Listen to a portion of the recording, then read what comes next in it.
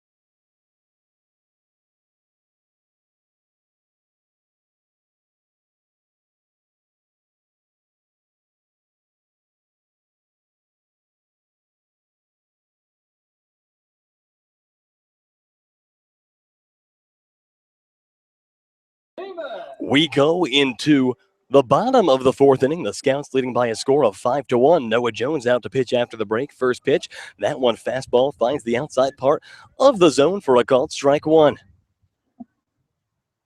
Jones, the 0-1 pitch. And he goes off the plate that time, evens up the count, a ball and a strike. Noah, who was pitching very well before the break, looks to find his groove here yet again, and the 1-1 pitch is fouled straight back into the screen, evens up the count, or moves the count to a ball and 2 strikes here. Sorry, I am multitasking if multitasking has ever been a thing. Trying to get the video back on. We are obviously working in an interestingly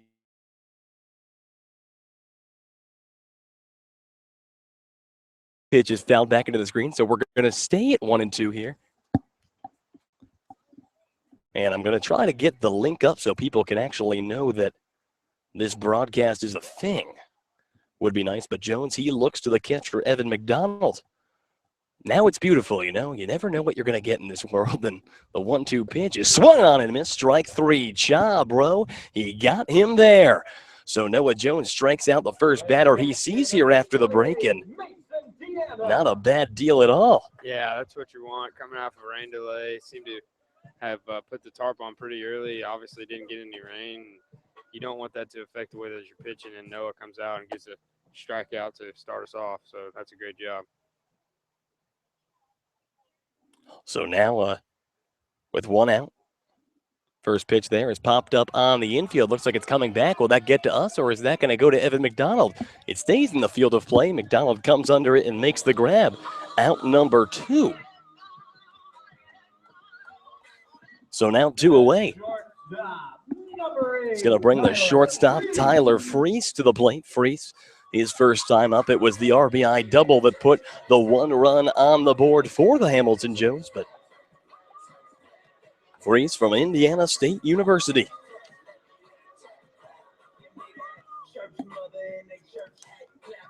He bats from the right side against the southpaw Noah Jones. 2 outs here in the bottom of the 4th. First pitch. That one just taken just upstairs.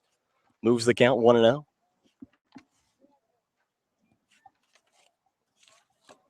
A lot going on at one time here at Montgomery Field in Hamilton, Ohio. 1-0 pitch is fouled right back towards us. Evens the count up, a ball and a strike here with 2 down. Freese, like we said, the RBI double. That came in the home half of the 2nd inning. 1-1 now, Jones. He delivers. And Freese fouls that one back into the screen again, so Jones moves ahead in the count 1-2. No, it's just doing a great job getting ahead of all these hitters, man. He's just really filling up the zone. And like I said, he's not going to overpower you with anything, but the ability to command 2 pitches is giving him a lot of wins this year. 1-2 pitch popped up. Right field side going to go out of play. Caleb Lloyd, the first baseman, ran all the way to try to get there, but to no avail. He watches that one fly, and we're going to stay at 1-2 here.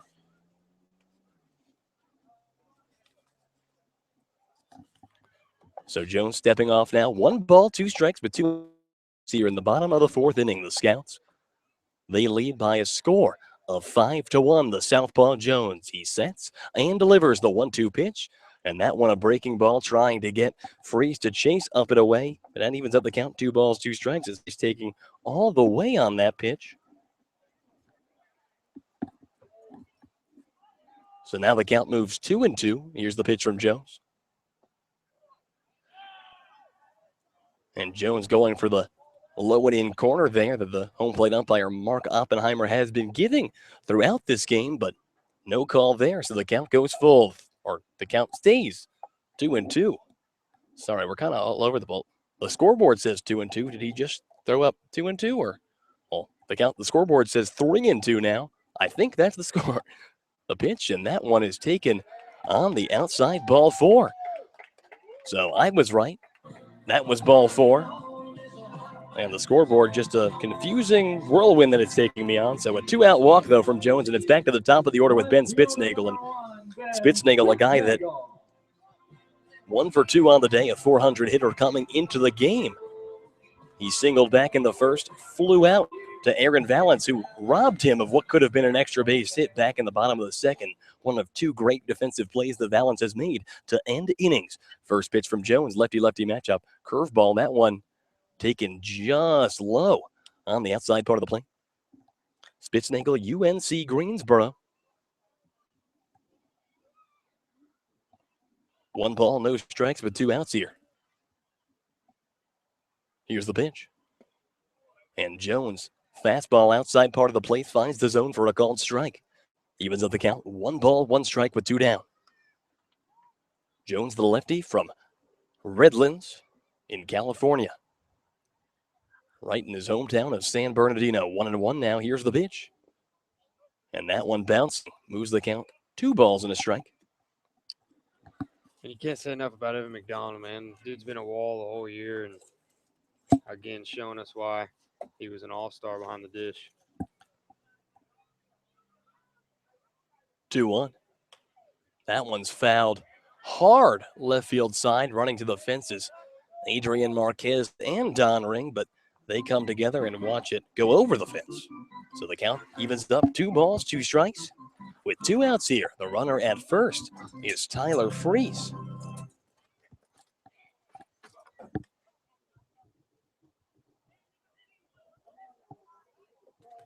So Jones, he looks to the catcher, Evan McDonald.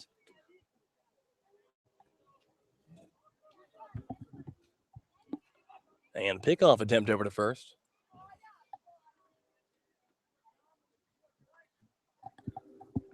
They say lefties have a better pickoff move than righties, and we're going to try to fix this camera during the commercial break, folks, but 2-2 now. And Jones delivers. And that one, check swing, hit right back to Jones. Underhand toss to first, in time for out number 3. So no runs on no hits. And one man left aboard. We have played 4 innings of baseball here in Hamilton, Ohio, and the Scouts, they lead the Hamilton Joes by a score of 5-1. Don't go anywhere. We'll be right back. You are listening to the Xenia Scouts Radio Network.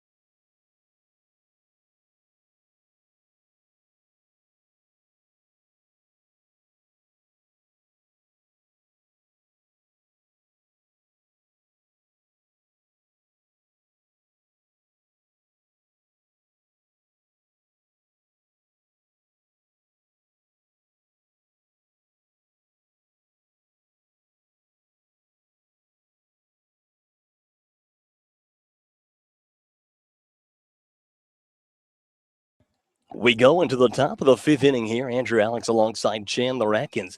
The Scouts, they lead the Hamilton Joes by a score of 5-1 in this all-so-important battle for first place. Evan McDonald leads things off. First pitch to him, taken on the outside. Ball 1. Evan doubled his last time up. Let's see if he can put a charge into another baseball here. McDonald takes a slider on the outside part of the plate, so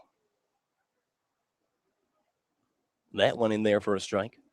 Evens up the count, 1-1. He awaits now. Breaking ball taken just a bit upstairs, moves the count 2-1. McDonald's a .260 hitter on the season, but he hit his 14th double of the year. Picked up RBI number 22, and he hacks it 2-1. That one goes way out of play, and that moves the count 2 balls, 2 strikes. It's a weird weather day here in Hamilton. Once we play 5, it's an official game for those of you keeping track at home. But looks like we're going to actually maybe get this one in. 2-2 pitch. And McDonald swings and misses there. Strike number 3. So Evan goes down swinging for out number 1, and that's going to bring Colt Wolf to the plate. The designated hitter, number 34, Colt Wolf. The Scouts have picked up 10 hits here through 4 1/3. And 5 runs to show for it. Wolf, who doubled his last time up, he comes to the plate and takes a first pitch outside part of the plate for a called strike. Wolf 1 for 2 on the day, RBI double. Back in the 3rd, came around to score on the Colt Wolf RBI single directly after him. 0-1, and he waves at that one. Falls behind in the count, 0-2.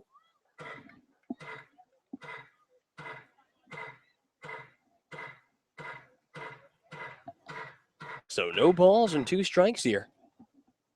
Carson Lester, he delivers. And that one bouncing in front of the plate, taken all the way by Wolf there, moves the count, a ball and 2 strikes. With 1 out here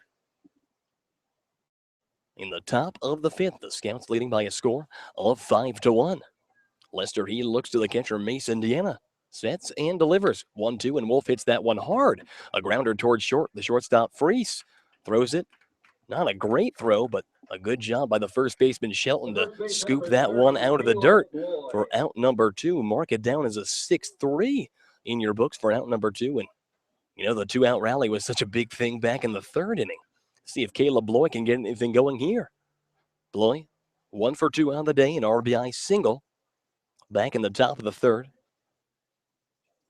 Yeah, Bloy's hit 2 balls hard today. Let's see if he can hit another ball hard and get this 2-out rally thing going.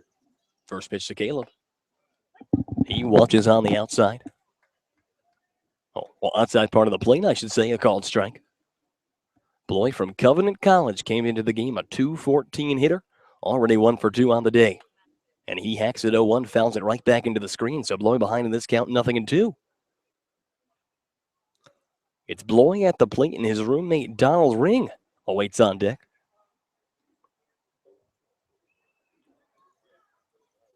Oh, 2 now. And Bloy watches way upstairs, moves the count 1-2.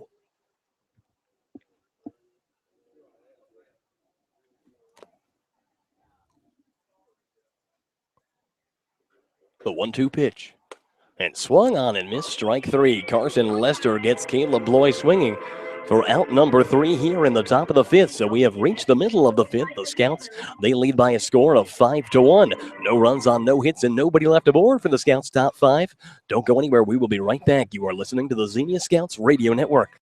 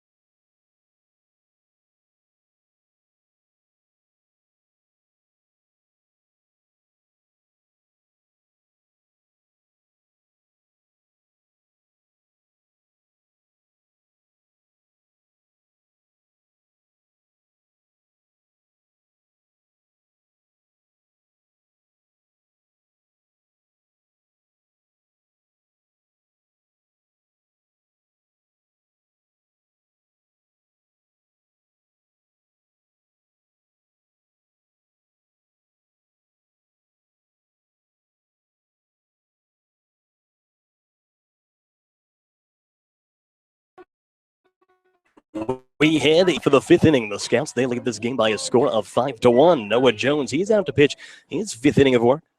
And Jackson Boyce to the plate to lead things off. Here's the first pitch.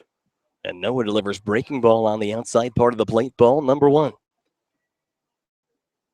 Boyce, he is 0 for 2 on the day, a ground out to second and a fly out to center field. And he hacks at that one off the top of the bat.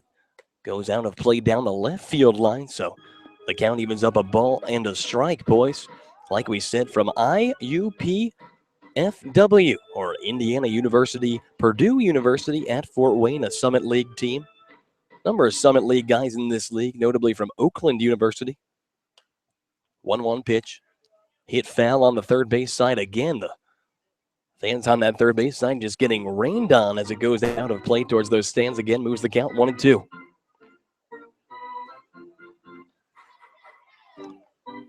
Boyce, he bats from the left side against the southpaw Noah Jones.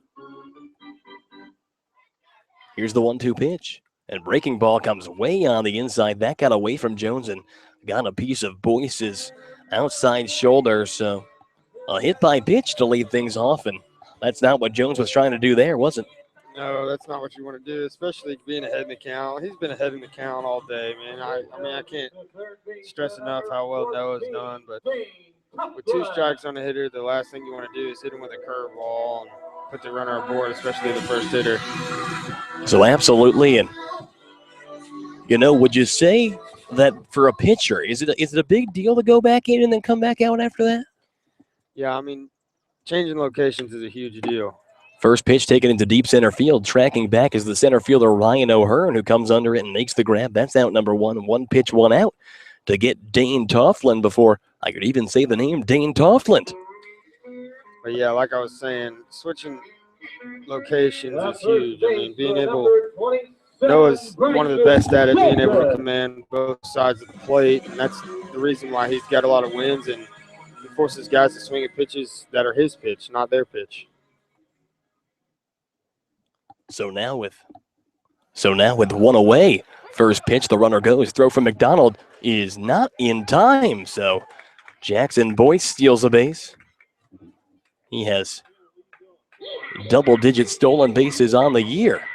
Actually, we seem to have lost the stat sheet, but we still got most of them. First pitch was in there for a called strike to Bryson Shelton. Shelton, he's 1 for 1 on the day, a single in the third. He walked his first time up. 0-1 here with 1 out. The runner on second takes a big lead. Pitch from Jones in the dirt on the outside. Good job by McDonald as you keep emphasizing to get in front of that one. Yeah, I mean, being a catcher, I point out how hard it is to do what Evan does, but a lot of that work goes unnoticed behind the plate.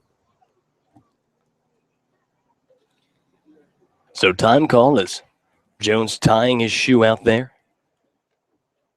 A runner on second and 1 out here. Bryson Shelton, who has 41 RBIs on the season, in a big spot here as they're trying to chip away at the Scouts' 4-run lead. And obviously the Scouts putting up 4 runs in the top of the third. We've seen how these things can develop very, very quickly. Pickoff attempt from Jones. Well, he'll hold on to it as no one was back there covering the bag. Jackson Boyce, the runner at second, who was taking a big lead over there at second, has to scurry on back.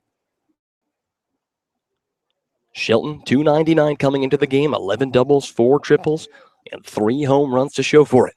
Yeah, and like you said, Shelton's leading the league in RBIs. Number 10 stealing that base over at second base. Puts him in scoring position and allows the leading RBI man to have an opportunity to drive in a run right here. So Jones, once again, looking the runner back. A beautiful, absolutely gorgeous sunset behind us. Here's the pitch. And Jones finds the zone outside part of the plate. A fastball for a called strike. Moves the count, a ball and 2 strikes now. Like you said, that sunset showing a little bit of Tennessee orange or maybe a little Virginia Tech orange. Yeah, no kidding. Kind of a combination. 1-2 pitch. And that one is hit past the third baseman, Don Ring, and it's going to roll into left field. The lead runner, Jackson Boyce, goes from second to third. Bryson Shelton aboard with a single, and it's runners at the corners and 1 out for Caleb King. And, once again, I talked about earlier how ground balls are kind of the name of Noah Jones's game, where with that changeup, he's been able to force a lot of grounders and thus a lot of double plays throughout the season, but more so than in other outings. The Hamilton Jones are kind of just finding those gaps in the infield, and looks like Bubba Cates is going to come out to the mound and have a word with the pitcher, Jones. And we'll see if we can grab Jones's pitch count. Also, try to get you the out-of-town scoreboard here in the Great Lakes League. None of it really matters as much as, this game. When I've been talking about the out-of-town scoreboard in the past, it's mostly been like, what are the Hamilton Joes doing well? It's a kind of the beauty of controlling your own destiny and, picking up the first game of this 2-game set. If we can pick it up here and, possibly go back home tomorrow, kind of puts the Scouts in the driver's seat more so than if you take a big loss. And Jones, a guy who definitely the guy you'd want on the mound for this kind of game. Yeah, I mean, we're just blessed to be in a position where we have the opportunity to control our own destiny. And like you said, the Joes are one of the better teams in this league, and if we can pick up a win here, that would be huge. Well, Bubba Cates walks back, probably just talking strategy there. It's runners at the corners. And 1 out here in the home half of the 5th inning. The Scouts, they lead this game by a score of 5-1. The batter is Caleb King. King is 0 for 2 on the day. First pitch from Jones. That one low. Evan McDonald gets in front of it, but Bryson Shelton snags a bag there, advancing himself into scoring position. So now it's runners at second and third with still just 1 out. And the big thing there is the double play ball comes off. Caleb King 0 for 2 on the day. A .317 hitter coming into this game. He has 21 RBIs. 1-0 pitch. Jones goes fastball inside part of the plate. The called strike. 1 ball, 1 strike with 1 out here. It's King at the plate. Kyle Moore waits on deck. Here's the 1-1. Breaking ball, that's hit right into the glove of a diving Kerry Holloway. He tries to go to second for the force out, but there he heads up, base running by Bryson Shelton. And diving, not the word I meant there. I meant jumping. Yeah, that was a great play by Kerry. I mean, Noah obviously wanted to keep the ball in the infield, if any contact at all, so that none of these runs score. But that ball snagged up out of the air by Kerry Holloway, and now there's 2 outs, and out here saves 2 runs. And a very big out for there for Jones on the mound, and Holloway, just showing off the hops he has there in the 4-hole. But now 2 down, and runners at second and third brings Kyle Moore up. First pitch to Moore. That one on the inside. Moore looked like he wanted to go there, but held off. The count goes 1-0. Moore is 0 for 2 on the day, a fly out and a ground out. The center fielder this evening from Indiana State. 323 with 26 RBIs coming into this game. The 1-0. And swung on and missed there. Jones gets him to chase. Low and away looked like, and that evens the count 1-1. Yeah, with a base open right here and more up to the plate, you're not looking to give this guy a pitch that he can really drive. I mean, you have a base open, and this guy obviously has a lot of power, so you're wanting to get him out with your pitch, not his pitch. Here's 1-1. And that one's hit way back, and I can see the ball at eye level with me here on the roof. It drops, and see if it's going to hit a car. Nope, it avoids all the cars. But a foul ball back moves the count. 1 ball, 2 strikes. I don't know why anyone would want to park back there. That's such a dangerous game.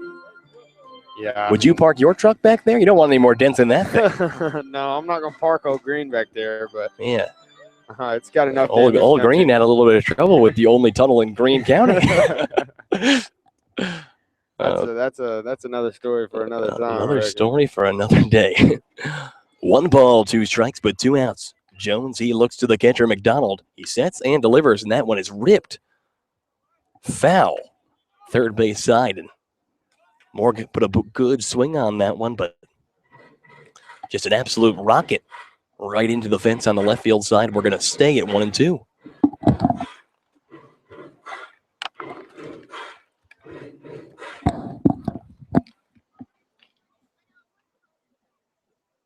So the count still 1 ball, 2 strikes, but 2 outs here in the bottom of the 5th.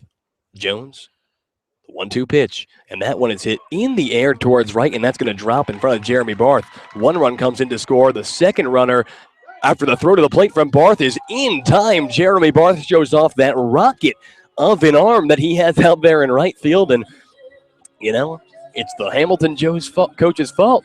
He was there at the All-Star game. He knows that gun on Jeremy Barth's right arm should be registered, at least here in the state of Ohio. So, an RBI single there. So the Joes put up another run, but that is going to end things here in the bottom of the 5th. 1 run on 2 hits and 1 man left aboard. We have played 5 innings, and the Scouts, they lead this game by a score of 5-2. Don't go anywhere, folks. We'll be right back. You are listening to the Xenia Scouts Radio Network.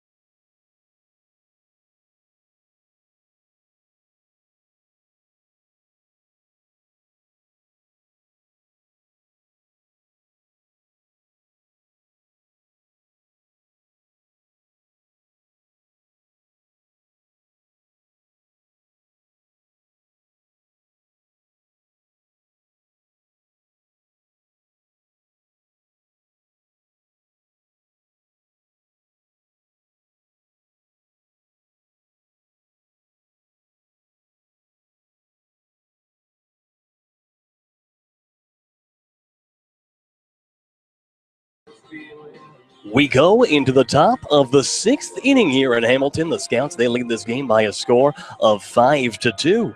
And a new pitcher into the game for the Hamilton Joes. That is going to be Matt Zabo from Bowling Green State University, and he's going to be slated to face off against Don Ring, Kerry Holloway, and Aaron Valance here, and that's at the minimum. All three of those guys already have a hit in this game. But Ring steps up to the plate. Don, he is 1 for 2 on the day. First pitch to him. And he goes after it, but fouls that one back towards the parking lot. Strike number 1.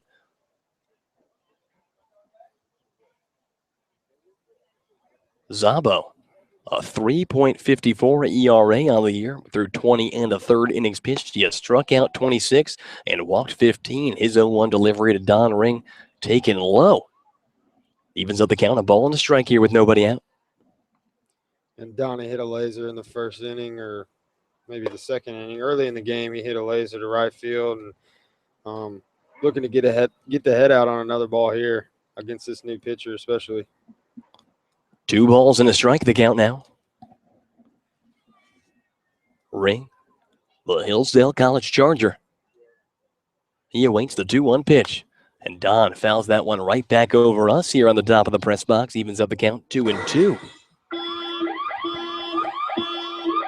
Donald did not play in the last contest that the Scouts had, but he did have a 2 RBI single in the 7th inning of the Scouts' 17-7 victory over this team just a couple days ago, and he attacks the 2-2 pitch and looked good off the bat, but that one drops just to the left of the left field line in foul territory. The count's going to stay at 2-2.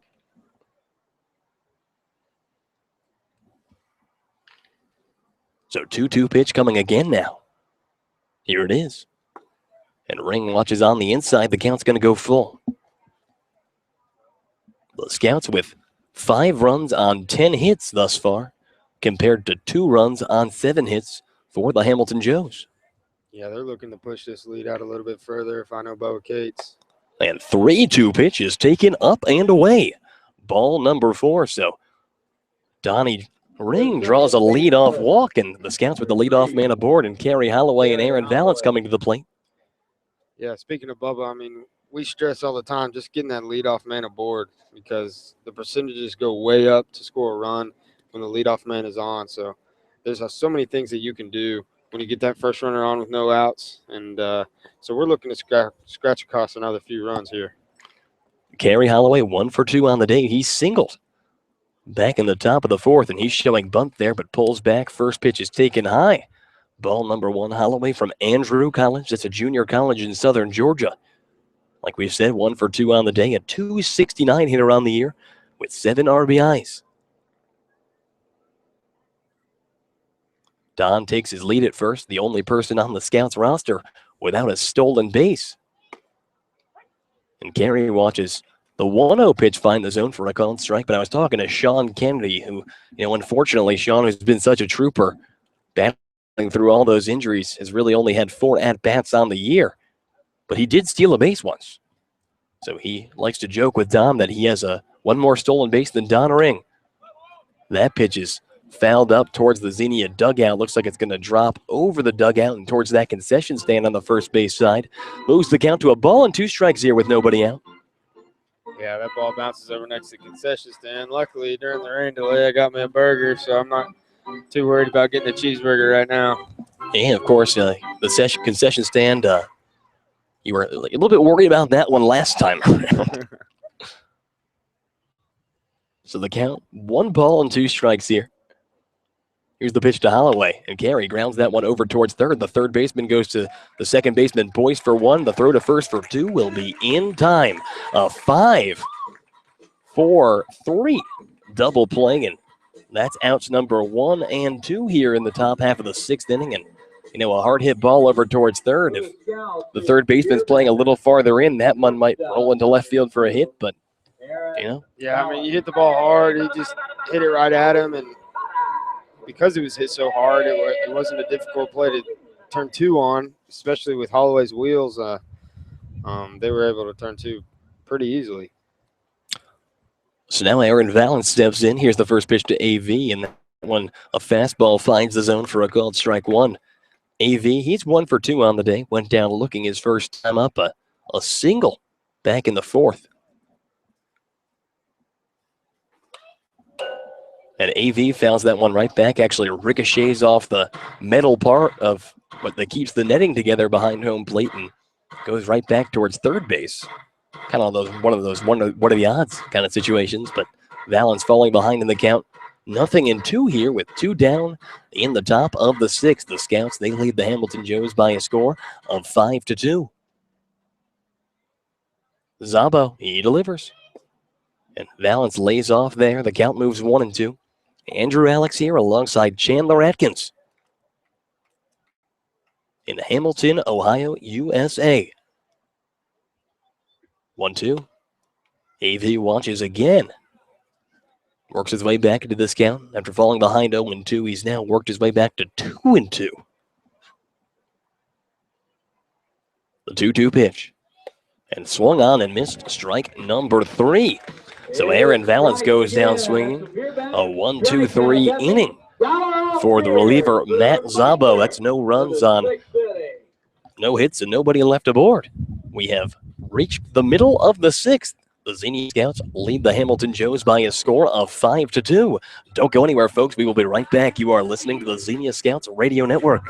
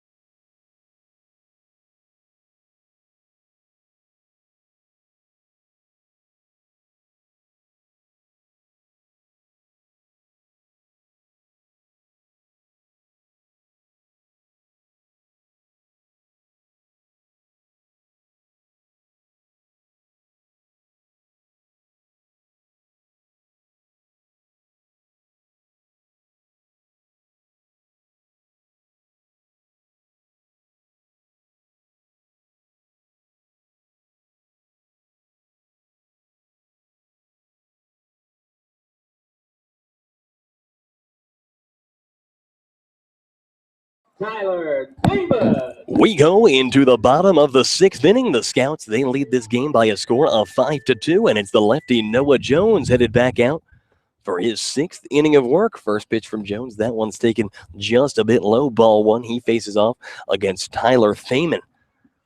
Thaman 1 for 2 on the day, a triple and a swinging strikeout.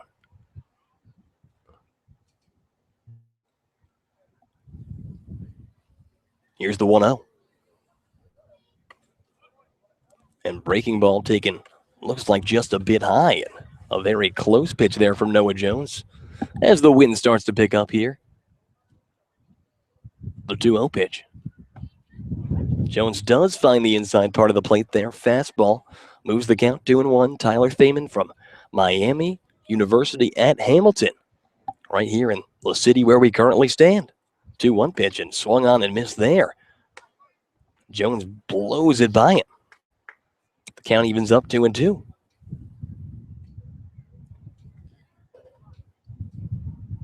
Jones has allowed 7 hits thus far. Just 2 runs to show for it. 2-2 pitch and check swing off the, I guess it was not the handle of the bat, but right above it. What's the word for that? I guess you still say the handle. The handle of the bat, fouled back, evens up the count, or keeps the count at 2-2. Jones, he looks to McDonald. He sets and delivers. And that one, a curveball fouled right back down by Thaman, and kind of reminiscent of Thaman's first at bat, where he fell behind in the count, 0-2, but just fouled balls off, fouled balls off, fouled balls off, and eventually found his pitch. And with the center fielder Ryan O'Hearn playing so far in, he just put it right behind him, and that was a triple. But the 2-2 pitch swung on and missed. Strike 3. Cha Bro, he got him for the 2nd time today. That is Noah Jones' 3rd strikeout on the day, the 2nd to Tyler Thaman. And that's out number 1 here in the home half of the 6th. Brings Mason Deanna to the plate. Deanna 0 for 2 on the day. He was the 2nd strikeout victim of Noah Jones today.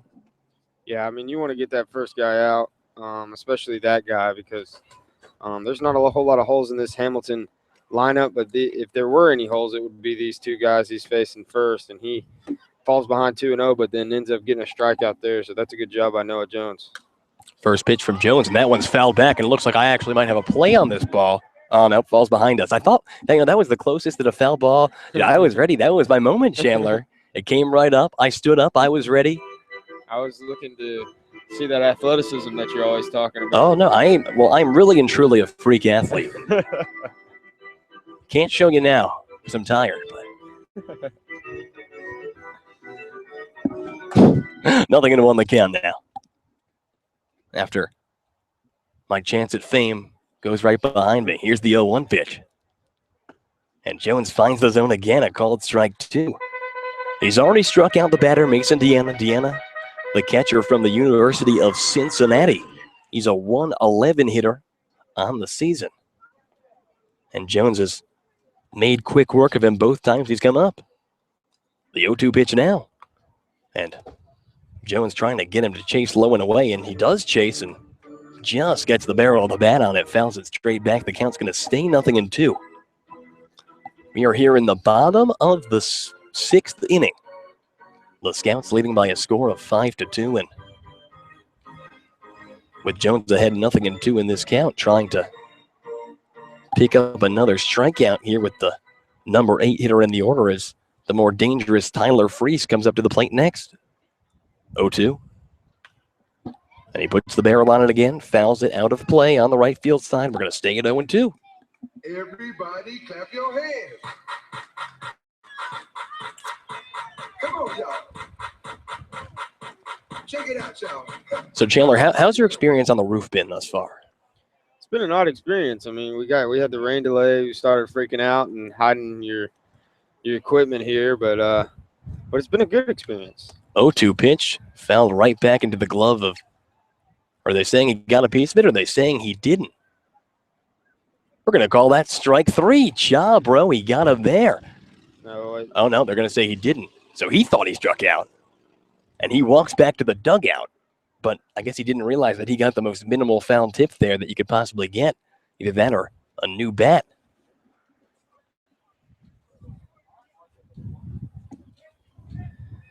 So we're going to do 0-2 again here. Jones, he looks to the catcher, Evan McDonald. He sets and delivers. And that one swung on and missed. Strike 3. Cha, bro. He got him for real this time. Noah's 4th strikeout of the day. His 2nd time getting Mason Deanna. And 2 members of the Hamilton Joes have come to the plate here in the bottom of the 6th. Both of them go down swinging. And now with 2 down, it's going to be the 9-hitter Tyler Freese to the plate. Freese, he's having a good day so far. A double back in the 2nd inning. He walked in the 4th, so technically 1 for 1 on the day. First pitch from Noah. That one taken low and away, ball 1.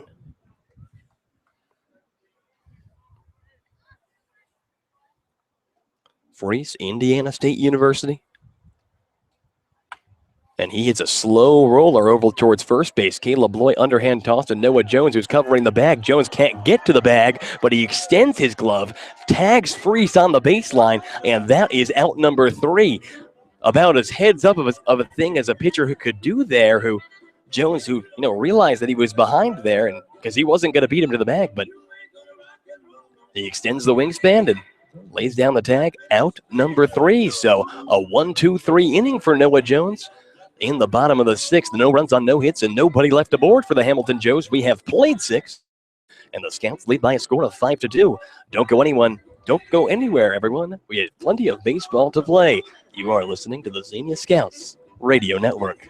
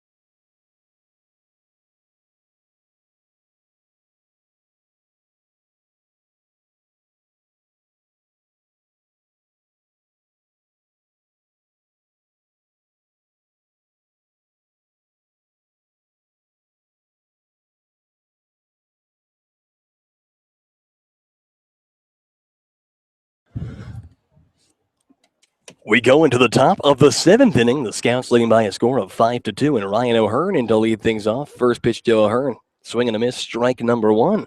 Ryan, he is 0 for 3 on the day. Fly out, strikeout, and a ground out. So here's the 0-1 pitch to Ryan. Swing and a miss there again. Looks like he fouled a piece of it right back into the glove of the catcher, Mason Deanna. So he falls behind in this count, 0-2. It's O'Hearn, Marquez, and Jeremy Barth due up here in the 7th inning. 0-2 pitch to O'Hearn. He watches high, ball 1. Ryan from Hillsdale College, native of Toledo, Ohio. Awaits the 1-2 now. Watches on the outside, evens at the count, 2-2. O'Hearn, a .230 hitter on the year. And such a threat when he gets aboard in this leadoff spot. 2-2 pitch coming now. And that one swung on and missed, strike 3. So the second strikeout of the day for the reliever, Zabo. That's out number 1 here in the top of the 7th. It's going to bring Adrian Marquez to the plate, a guy who has been having quite a day thus far. Marquez is 2 for 3. A triple and an RBI single. So Queso from Wright State University, the native of Rockford, Illinois, watches breaking ball on the first pitch, find the inside part of the plate for a called strike 1. Marquez 2 for 3 on the day. A .265 hitter coming into today. 0-1. And Adrian watches on the outside, evens at the count, of ball and a strike.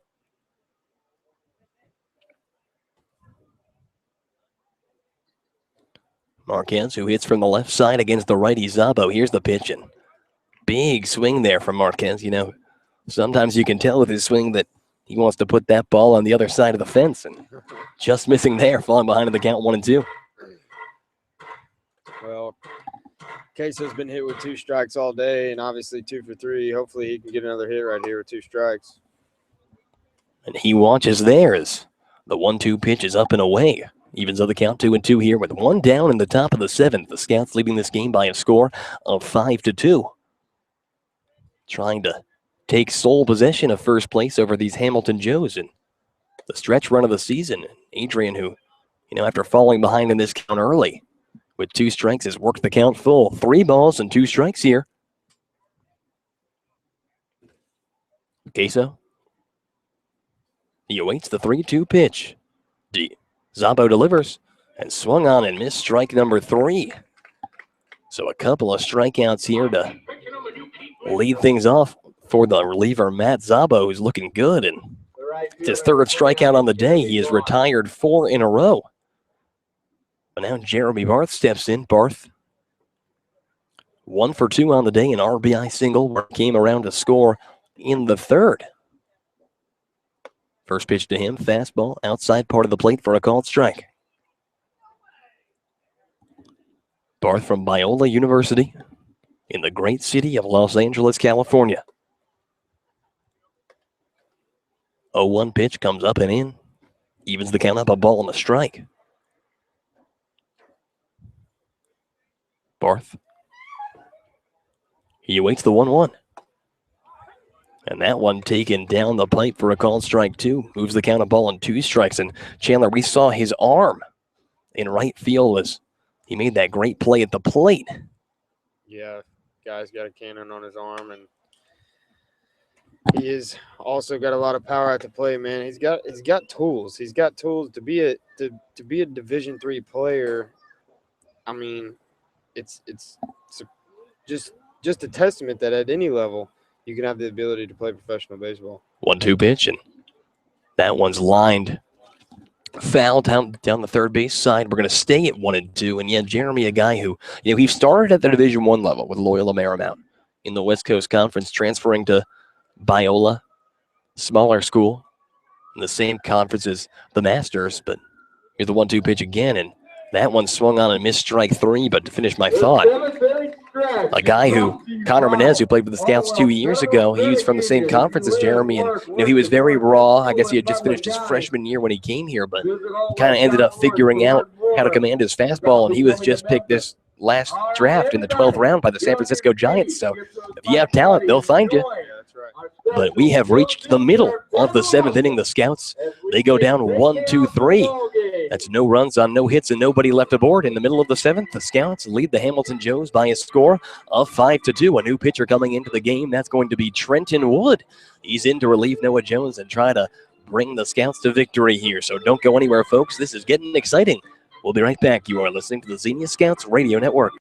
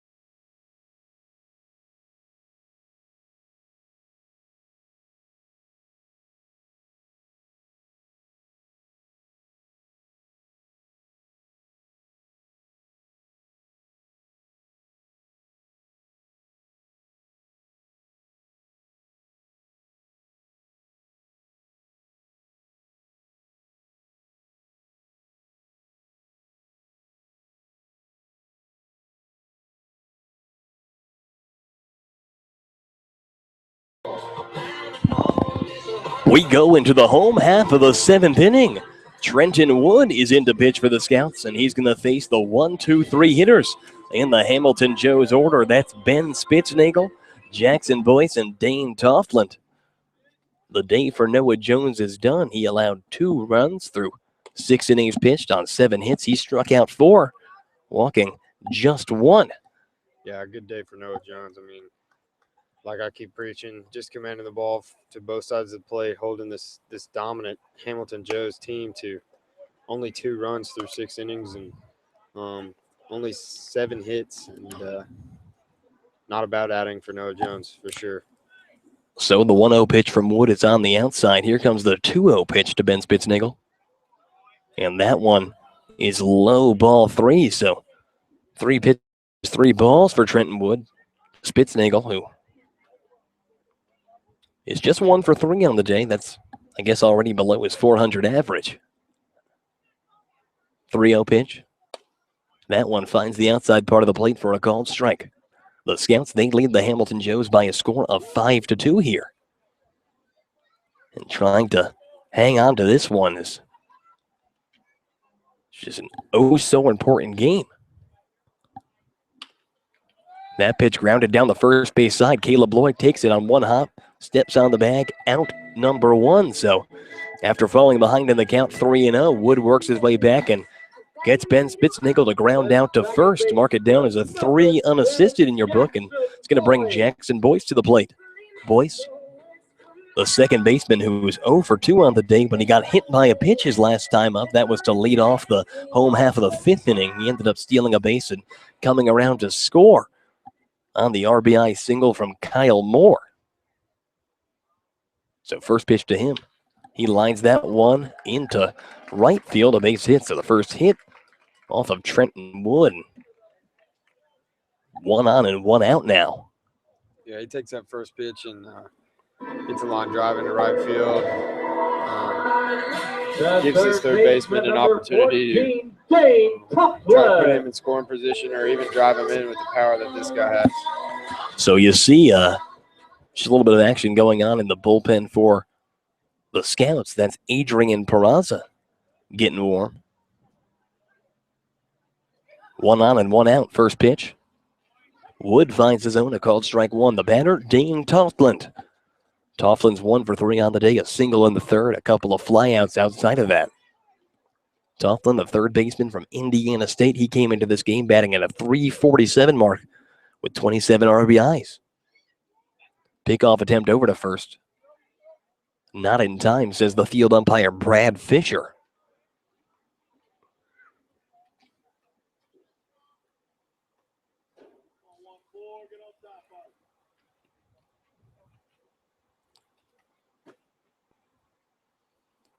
The 0-1 pitch, runner goes, grounder over towards short. Aaron Valance tries to throw it to Holloway, but that gets past the glove of Holloway, and it's going to roll over towards first. So nobody's out, and the runner, Jackson Boyce, advances over to third there. So what looked like it could have been a tailor-made double play ends up being runners at the corners here with one out. And just a tough situation there. Yeah, and the runner's going right there. That ball's hit up back up the middle and actually takes a tough hop on balance. He does a great job fielding it. He probably should have just fielded it and thrown it over to first. Yeah. But trying to make a play. And yeah, I mean, it was doesn't work out.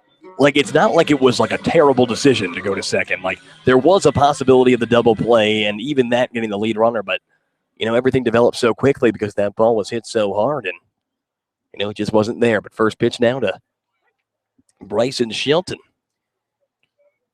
AV's a good player. I mean, everything he does, I mean, he goes off of his reactions. Obviously, you got to in this game, but I think probably tried to force something that maybe wasn't there. 0-1 is lined into left field.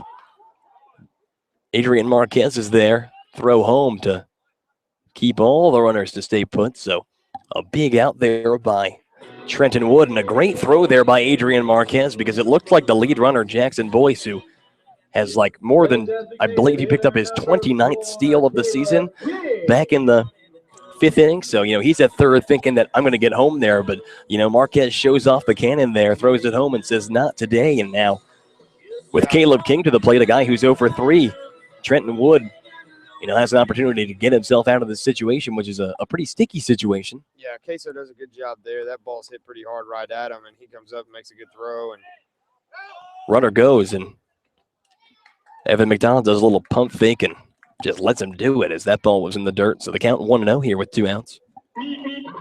But yeah, Queso did the right thing, did a good job, and that guy's obviously trying to score. This game's only 5-2, and when you score 4 runs like that, you might think that this game, is kind of out of reach, but that's not the case. They're only 3 runs down, and they got 2 guys in scoring position right here. Base hit puts them really, really close. Yeah, and then it suddenly becomes, what was at one point a game that, the Scouts had control of. Can, in one swing of the bat here, become a nail biter. Yeah, absolutely.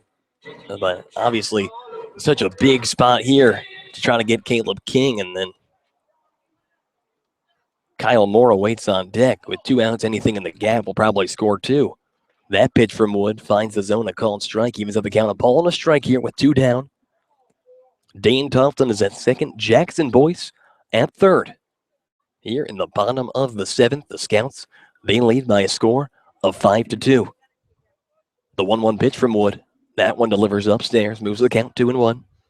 The batter, Caleb King, 0 for 3 on the day, a ground out and a couple of flyouts. Yeah, and you want to get this guy right here. I mean, Moore's up to bat, and although he hasn't gotten a hit, has he got? He's gotten 1 hit today, but he's hit balls on the barrel. So this is the guy you really want to get right here. And the 2-1 pitch is fouled back.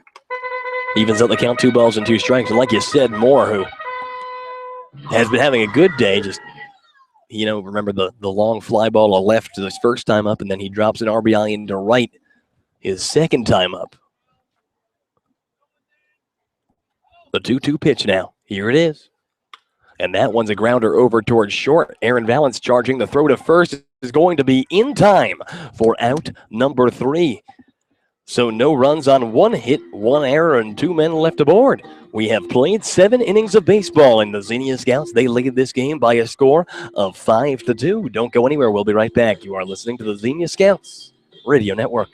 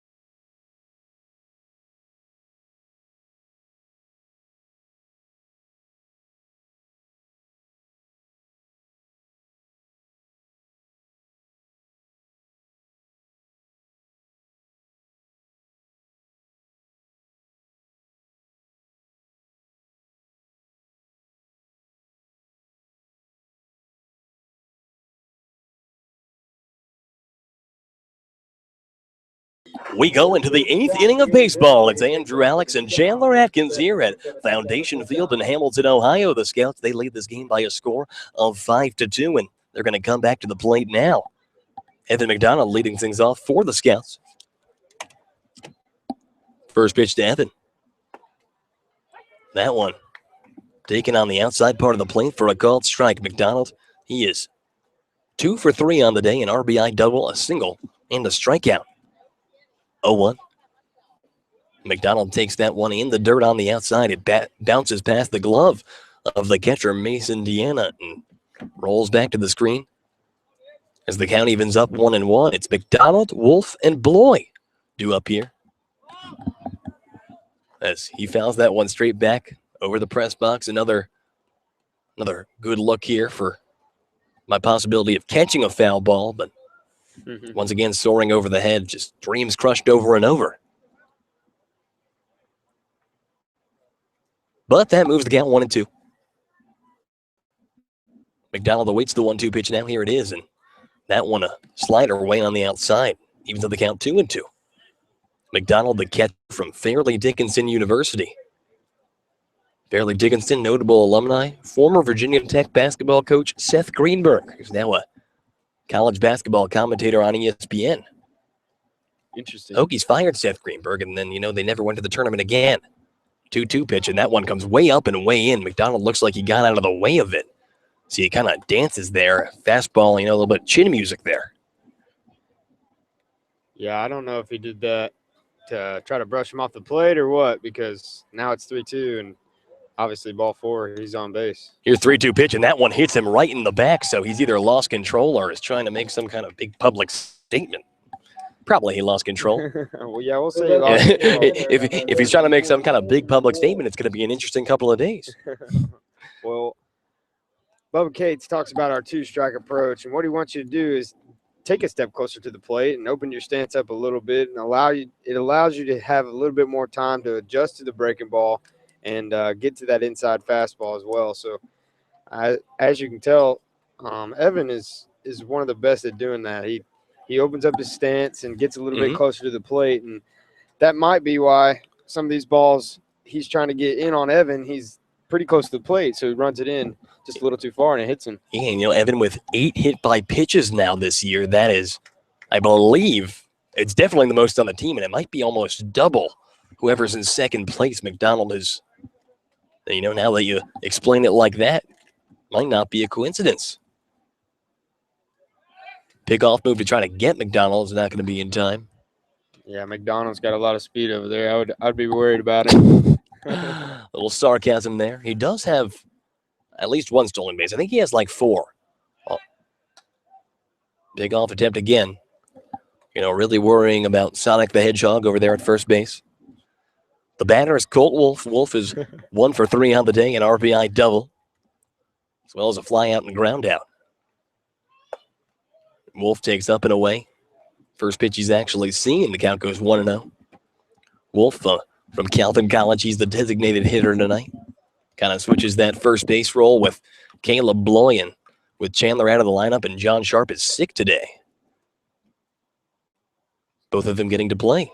Here's 1-0. Wolf waves and misses there, evens the count up, a ball and a strike. Wolf, a .280 hitter on the year with, now he has 20 RBIs. He picked up his 20th RBI of the year back in the third. 1-1 pitch. Wolf watches upstairs, moves the count 2-1. Colt, Calvin College. It's a Division III school in the state of Michigan. Statistically, maybe one of the greatest players in the history of his program. You look at this guy setting records left and right there. He watches 2-1 low and away, and now a favorable count if you're Colt Wolf, 3 balls and 1 strike. And, if they give him something to hit, and if he expects something to hit, then could be dangerous.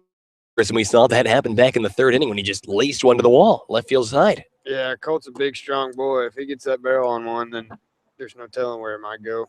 3-1.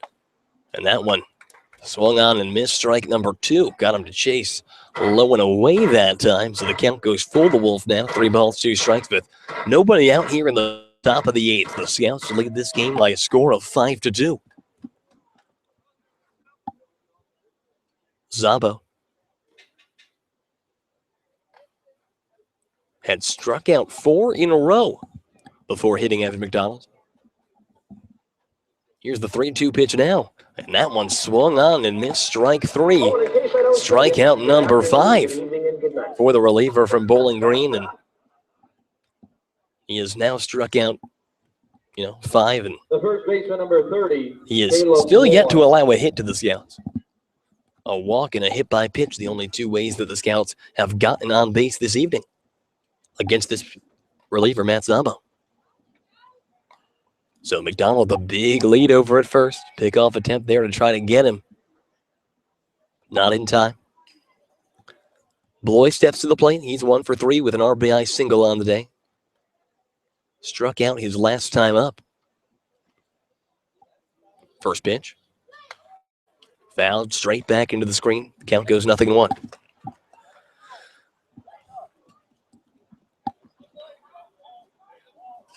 Zabo has thrown 45 pitches through 2 1/3 thus far. 26 of those for strikes, 20 balls.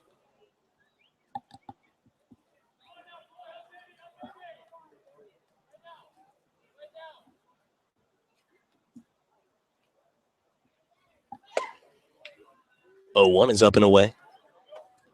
Evens the count up, a ball and a strike.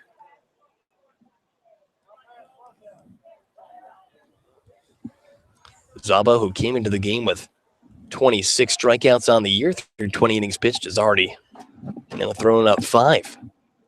And the runner, Evan McDonald, goes. The throw over to second is going to not be on target, and McDonald's going to slide in safely. So, we joke and we joke and we joke, but Evan McDonald actually swipes a bag. Maybe his speed, maybe not the. Yeah, well, a lot of people talk about speed, and speed really does help when you're stealing bases. However, it's more important on how you read the pitcher and what type of jump you can get to get to second base. Now, when you're on the bases, are you stealing on the pitcher or are you stealing on the catcher? You're stealing on the pitcher if you're on the bases, if you can.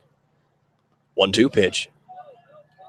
In some cases, you steal on the catcher. I mean, if he's the catcher's like brutally bad. Right. I mean, if he can't get the ball to second base, or he's back there being lazy. I mean, I think about Lee Solomon, the former Xenia scout.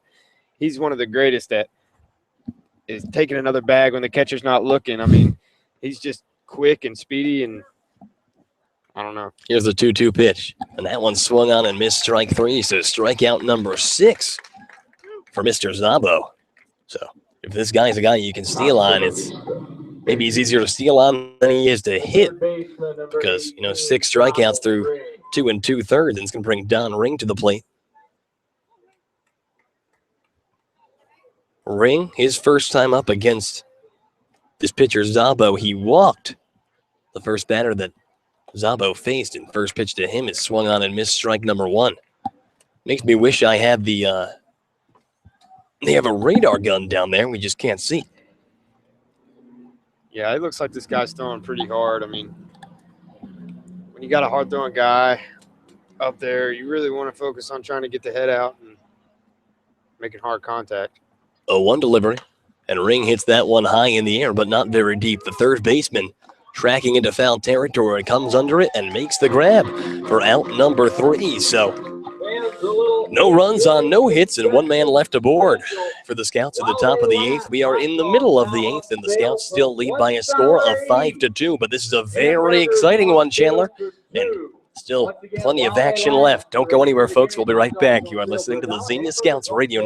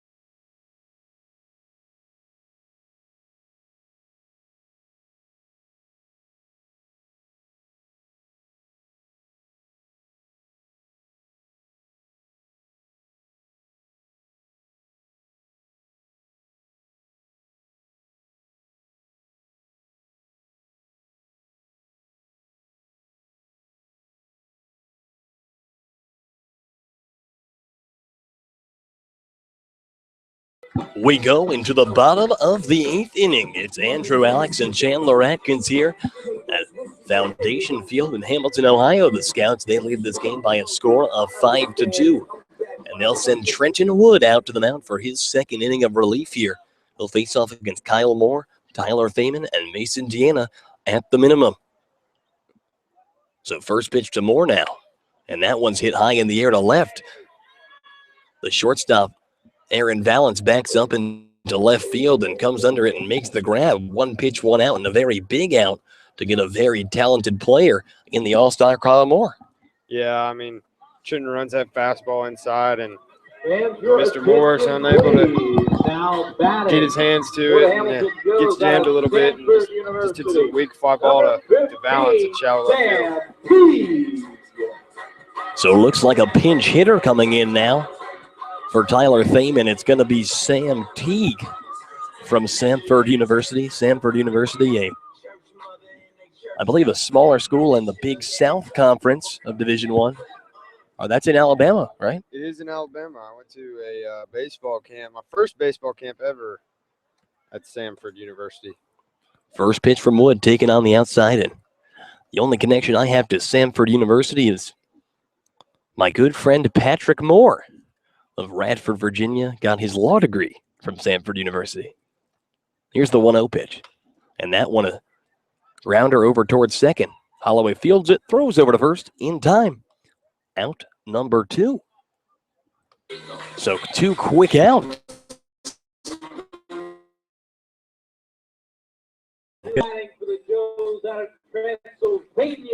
Another pinch hitter. So another pinch hitter, and I believe they just said that was Blake Parr or something. We're going to see what kind of grub we can get on him here from the website. But, with a couple pinch hitters here in the bottom of the 8th, Hamilton Joes are playing all their cards. They want this win too, and, it just shows that the Scouts really have to battle through this one here, even with 2 outs in the bottom of the 8th. So Trenton Wood, he looks in. First pitch coming now. Taking ball 1. Now, one of the toughest things to do in baseball and make an impact. If you can do that, you may get paid lots of money to do that. The 1-0 pitch, and that one's taken into left field, and that's going to drop in front of Adrian Marquez, the base hit, and a very big base hit there is in the 8 hole with the pinch hitter Blake Hart coming in, and like you said, coming off completely cold and really putting a good bat on that ball, taking it oppo, and it's going to bring Tyler Frisk to the plate, one of the more talented players in this league, the shortstop from Indiana State. Frisk is 1 for 2 on the day, a double and a ground down. He also walked. His double drove in the first run of this game.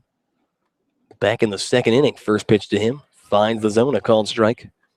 Frisk, like we said, a very talented guy, and who started his summer in the Cape Cod League playing for the Bourne Braves. Yeah, I was talking to Shelton before the game, the first baseman, and he was telling me that this is one of the best shortstops he's played with ever. And a 1 pitch taken in the air to center field. Ryan O'Hearn comes under it and makes the grab. But yeah, I played shortstop in high school, so when he told me that was the best shortstop that he's played with ever.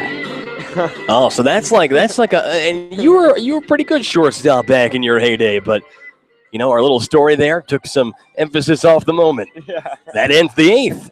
No runs on 1 hit and 1 man left aboard. We have played 8 innings of baseball, and the Scouts lead this game by a score of 5-2. Don't go anywhere, folks. We will be right back. You are listening to the Xenia Scouts Radio Network.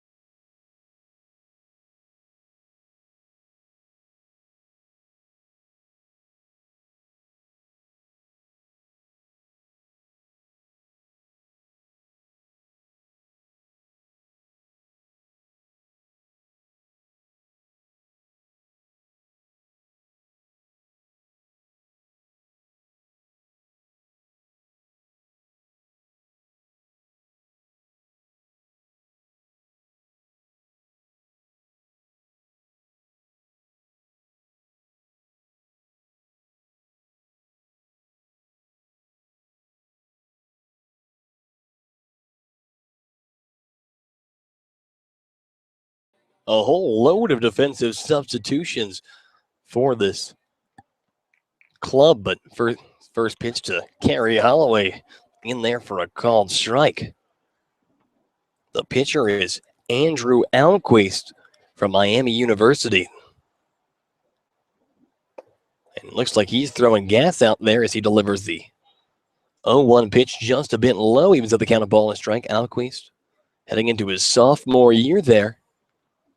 He has a 3 ERA on the year, and he delivers the 1-1 pitch on the inside, taken there by Holloway.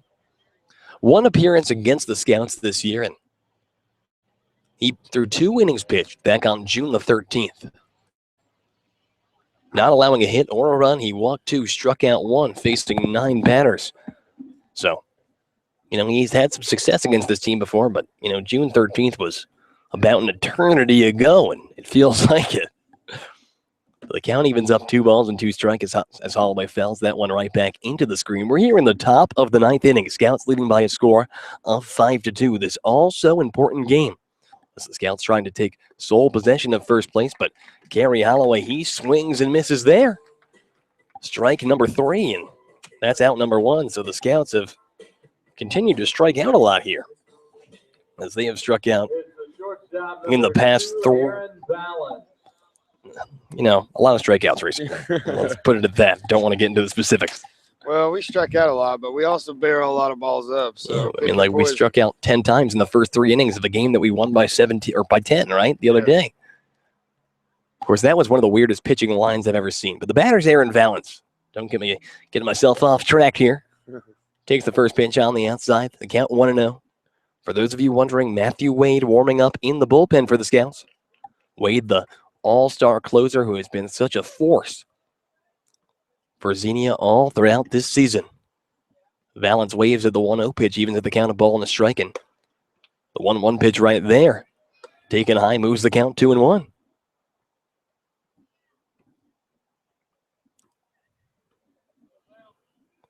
So AV steps in from Wayland Baptist University. He awaits, and the pitch there, that one's low, moves the count 3-1.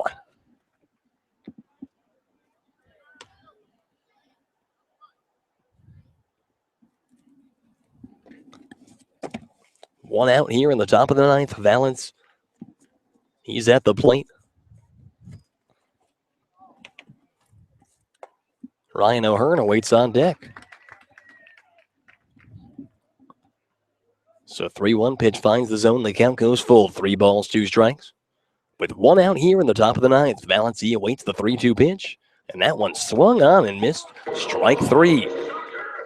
So AV strikes out, and this reliever Andrew Alquist has seen 2 Scouts and struck out both of them. And it's going to bring Ryan O'Hearn in the top of the order up for what hopefully will be the final time. O'Hearn, he's 0 for 4 on the day. A couple strikeouts. Ryan, who had a little bit of a hit streak coming in, trying to reach base for the first time today. First pitch, though, check swing. He cannot hold the check swing as the home plate umpire, Mr. Mark Oppenheimer, rings him up there. He falls behind in the count. 0-1 here with 2 down. 0-1. And Ryan watches high. Evens at the count of ball and strike. Even though Ryan's 0 for 4 tonight, I mean, he's still a threat to get on the bag. I mean, we talk about all the walks that he gets, and even if he hits something to the left side of the field, I mean, they still got to have to make a great play on it in order to get him out with his wheels. And then once he gets on first base, there's no stopping him. I mean, he's just so fast. 1-2 pitch, and Ryan check swing. That one in the air, heads towards the Hamilton dugout. Hopefully no one got hit by that ball. Count stays 1-2. Ball comes out of the dugout. Bubba Cates looking at the ball. 1 ball with 2 strikes. 2 outs here in the top of the 9th. The Scouts, they lead by a score of 5-2. The pitcher Alquist, he shakes off the catcher Hart. Now he has what he wants, the 1-2 pitch, and that one missed. Strike 3. Andrew Alquist comes and strikes out the Xenia side here in the top of the 9th. And I guess that, no runs on no hits and nobody left aboard, but I'm going to stay going because they're playing Enter Sandman for Matthew Wade. Like, isn't that giving you some kind of advantage here? That's like the Mariano Rivera song. Like, I'd get so hyped if this was playing while I was warming up. Yeah, I mean, Matthew Wade is the Sandman for the Xenia It really Scouts. is, man. Absolutely. Like I mentioned in our last broadcast, he's my roommate. And he's just been absolutely incredible for us. I mean, every time he seems to go in the game, I mean, Wade, like you say, he's been dominant. We saw it during the All-Star game as well, how he's just such a force out there. Matthew Wade, to give you some background if this is your first time listening, the righty from Southeast Missouri State University, better known as SEMO. His team, actually, Wade was one of the late arrivals to this Scouts team because his team was in regionals in the NCAA tournament. But Wade, an all-star who he can reach 91, 92 on the gun, get as high as 94, he says. But Matthew has allowed 2 earned runs over 20 and a third innings pitched, allowing just 8 hits, striking out 16 and walking 3. His stats are all screwed up because he notoriously gets screwed over on the stats by the away teams. But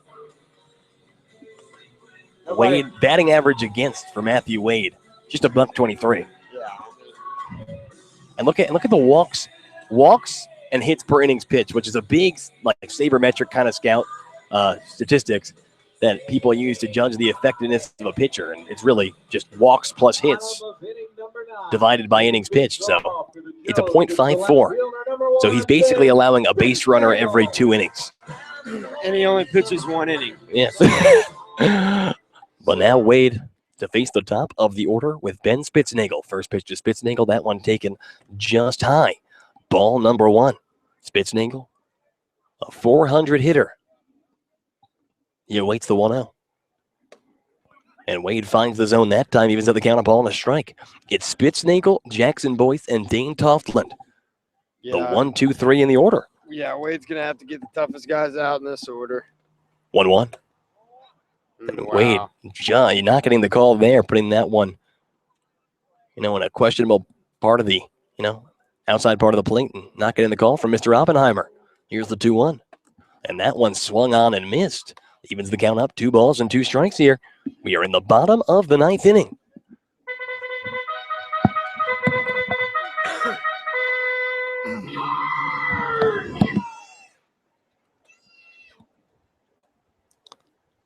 Two. And the count moves full. 3 balls and 2 strikes. 5-2 the score in favor of the Xenia Scouts. The 3-2 pitch. And that one is hit hard and foul. Left field side going to go out of play. We're going to do 3-2 again. The Scouts with 5 runs on 10 hits. The Joes with 2 runs on 10 hits. And a battle of 2 of the most effective players in the league. The 3-2 pitch, and that one bouncing in front of the plate. Ball number 4. So the leadoff man aboard here. It's going to bring Jackson Boyce to the plate. And Wade, who, when he's throwing as hard as he can sometimes lose control. And that's kind of what looks like happened there, Chandler. Well, I think he was trying to throw a cutter there at Spitznagel's back foot. Obviously, Spitznagel, a veteran hitter, sees the ball really, really well. But Matthew Wade's notorious for getting ground balls. So hopefully we'll have a shot at double play right here. First pitch to Jackson Boyce is low and in at the feet. The count moves 1-0. It's a runner on first and nobody out here in the bottom of the 9th. Scouts lead by a score of 5-2. That pitch from Wade is low and in again. Looks like Evan McDonald's going to go out and have a word with his pitcher, trying to calm him down. Wade, who did allow a hit during the All-Star game, but wasn't really his fault. A hit and run on, and former scout Lee Solomon, who was playing second base, went to cover the bag. And not saying that it's Lee Solomon's fault, but he did the right thing. He covered the bag, and the hit was kind of just an easy ground ball to the normal 4-hole, and Solomon wasn't there because he was covering for the steal and rolled in. Yeah, there's nothing you can do about that. And his scout teammate was Jeremy Barth was playing right field and about threw the guy out at third. 2-0 pitch. That one finds the outside part of the plate, moves the count 2-1. The batter, boys, 1 for 3 on the day. He was also hit by a pitch. Ended up stealing a base and coming around to score, but a big out here. Pickoff attempt from Wade, not in time. But Boyce is a big out for Wade to try to make here. Yeah, definitely. I mean, another thing that you got to pay attention to, Spitznagel's got speed. I mean, if he gets the opportunity to take second, he'll do it. And pickoff attempt again, even closer that time, but the field umpire not giving him the call. Talk about Spitznagel's speed. He has 19 stolen bases on the year. The 2-1 pitch now. Oh, my gosh. And that one taken just off the plate. And, he's just not getting the calls there. Once again, same spot as before. Moves the count 3-1. So 3 balls and a strike, a runner at first and nobody out. And that one's grounded back towards Wade. Wade goes to second for 1. The throw to first for 2. In time. A 1-6-3 double play. And that is outs number 1 and 2. And you said earlier, Chandler, Wade is known for his ground balls. And, it wasn't the easiest ground ball as he had to make a quick reflex move right back at the mound. But he knew exactly what to do with it. Yeah, that's what you're looking for there. I mean, Wade, a former shortstop in the Memphis area in high school, and he makes a good athletic play coming off the mound, jumping up, catching that ball, making a quick turn to second base. So 1 out away from putting this one in the history books, and the batter is Dane Toftland. Toftland from Indiana State fouls the first one out of play on the first base side. He is 1 for 4 on the day, a single back in the third. He reached on an error back in the 7th. Here's the 0-1 pitch. And that one skipping on the outside. Evens the count up 1-1. Noah Jones in line for win number 5. If the Scouts can pull through here. A desperately needed win number 5, and time called there is. That's a Xenia Scouts home game kind of mistake. 1 ball, 1 strike with 2 outs. Wade, he delivers. Man. And that one, just low, ball number 2. And Mark Oppenheimer, who was seemingly a little bit more liberal with his balls and strike calls with a bit bigger zone, is kind of closed up.